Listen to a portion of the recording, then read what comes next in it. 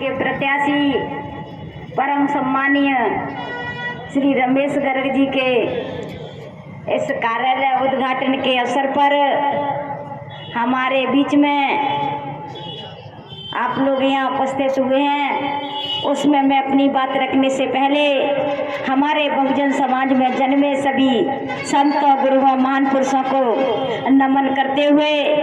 जिसमें सबसे पहले सामाजिक क्रांति के जनक, शिक्षा की ज्योति जलाने वाले परम पूज्य महात्मा ज्योतिबा फुले जी,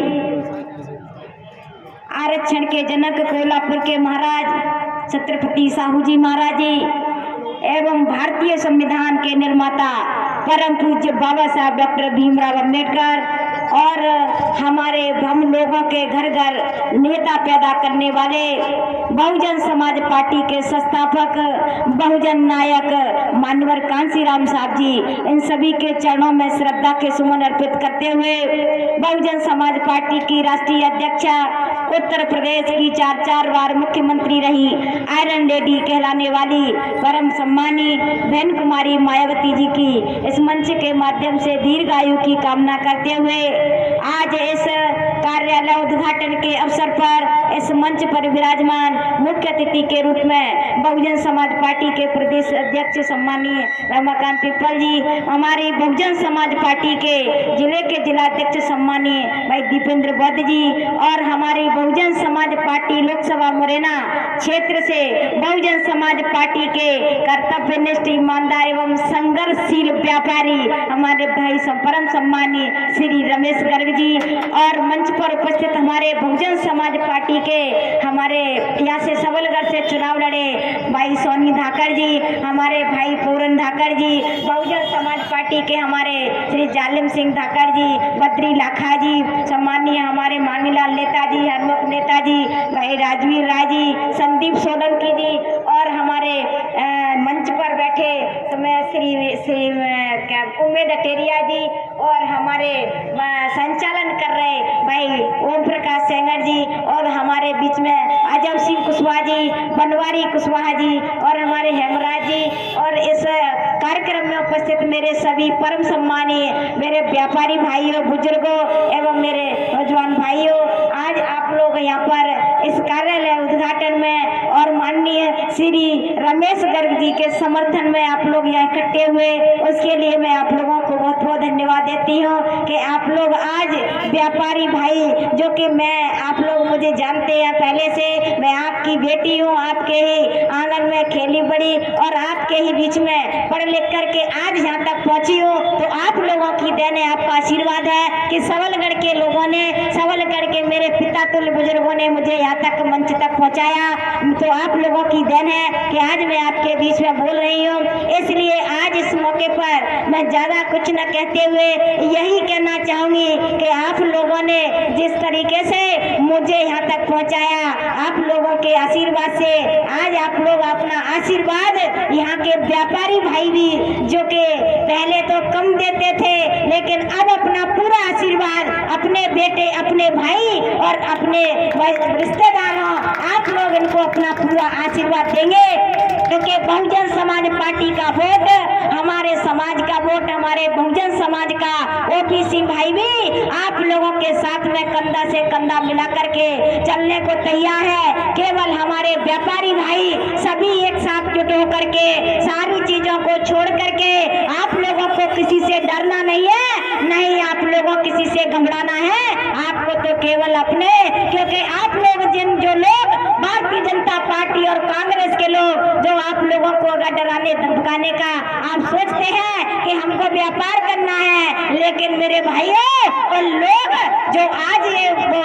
चुनाव लड़ रहे हैं, चाहे भारतीय जनता पार्टी के हों चाहे कांग्रेस पार्टी के हों, हमारे उद्योगपति श्री रमेश गर्ग के सामने सभी बौने नजर आते हैं। आप लोग तो अपने प्रत्याशी को सबके साथ में कंधे से कंधा मिला करके आपको चलना होगा। मेरे भाई, अभी विधानसभा का चुनाव हुआ था, बहुजन समाज पार्टी का 3 लाख से ऊपर लोकसभा क्षेत्र में पूरी 8 विधानसभा में वोट आया था। उस समय पर हमारा वैश्य वर्ग हमारे साथ में नहीं था। मेरे भाइयों, 3 लाख वोट बहुजन समाज पार्टी का और हमारे वैश्य वर्ग का वोट भी आज लोकसभा में कम से कम 2.25 लाख के लगभग है। अगर आप लोग भी मिल जाएंगे तो बहुजन समाज पार्टी के हाथी को दिल्ली से कोई नहीं रोक सकता है। इसलिए मेरे भाइयों, मैं यहाँ पर मेरे जाटव समाज के भाई भी यहाँ खड़े होंगे, मैं उनसे अपील करना चाहूंगी, निवेदन करना चाहूंगी। मेरे भाइयों, ये भारतीय जनता पार्टी और कांग्रेस के लोग आप लोगों के बीच में आकर के कई झूठे वादे करेंगे, आप लोगों को गुमराह करने का काम करेंगे, लेकिन आपको गुमराह नहीं होना है। आज कांग्रेस पार्टी के मैं सबलगढ़ के जाटव समाज के भाइयों से कहना चाहूंगी कि सबलगढ़ के ही कुछ आप लोगों के समाज के ही चमचे आपके बीच में आकर के कोई बात रखेंगे, कहेंगे कि हम बाबा साहब के संविधान को बचाना चाहते हैं, संविधान को बचाने के लिए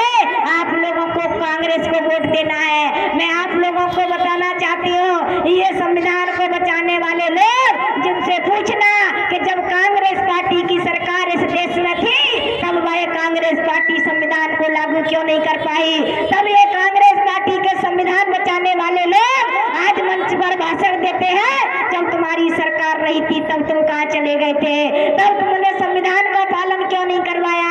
मेरे भाइयों, इनके पास में कोई मुद्दा नहीं है, इनके पास में कोई मुद्दा नहीं है वोट मांगने का। तो हमारे दलितों के बीच जाकर के, हमारे शेड्यूल कास्ट के भाइयों के बीच में जाकर के ये लोग संविधान की आड़ में आप लोगों से वोट लेना चाहते हैं। लेकिन मेरे भाइयों, मैं आप लोगों को कहना चाहूंगी कि जब तक बहुजन समाज पार्टी जिंदा है, बहुजन समाज पार्टी देश में है, बहन कुमारी मायावती जी है, तब तक संविधान को उंगली भी कोई नहीं लगा सकता है। इसलिए मेरे भाइयों, आप लोगों को अगर संविधान को बचाना है, अगर अपनी बहन बेटियों की इज्जत बचाना है, तो केवल और केवल बहुजन समाज पार्टी का समर्थन करना है। और 7 मई को होने वाले चुनाव के लोकसभा के चुनाव में बहुजन समाज पार्टी के प्रत्याशी सम्मानित श्री रमेश गर्ग जी के हाथी के सामने वाला बटन दबा करके आप लोगों को न दिल्ली भेजने का काम करेंगे। इसलिए मेरे भाइयों, मैं आप लोगों के बीच में अभी आती रहूंगी और अभी कई हमारी आम सभाएं होंगी, यहाँ पर नुक्कड़ सभाएं भी होंगी, मैं आप लोगों के बीच में फिर अपनी बात रखूंगी। आज इस कार्यालय के उद्घाटन के अवसर पर मैं आप लोगों से यही अपील करते हुए कि आप सभी भाई मिलकर के क्षेत्र में जाकर के आज से कल से ही सुबह से आप लग जाएंगे और क्षेत्र में हर गांव जाकर के हमारे व्यापारी भाई भी, ओबीसी के भाई भी और हमारे जाटव समाज के भाई भी